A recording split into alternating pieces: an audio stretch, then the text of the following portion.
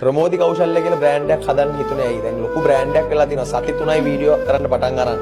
අකමු පොළොන්නරු. කාරෝ කියනවා නම් පොළොන්නරුවේ 6S එකක් පාවිච්චි කරන කෙල්ලෙක්ට ගේමක් ගහන්න බෑ කියලා ආයෙක ඔප්පු කරලා තියෙනවා. අයිස අවුරුදු 20යි රට නගන්න, ගොවිකම රජ කරන්න වැඩ කරන දිරිය කෙල්ල ප්‍රමෝදි කෞශල්‍ය. ආයිබෝවන්. ආයිබෝවන්. කොහොමද ජීවිතේ? හොඳින්. තමයි ඔක්කොම වීඩියෝ ගහන්නේ. මොකද මේ ෆෝන් එක? 6S එකක්.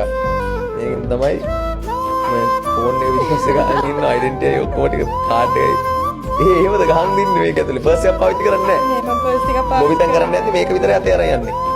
මේ ඔක්කොම ටික අරන් යන සල්ලි මම බෑග් එකක්වත් අරන් යන්නේ නෑ මම ෆෝන් එකට. කමක් නැද්ද ඒවට ප්‍රශ්නයක්. account එක කියලා තියෙනවා.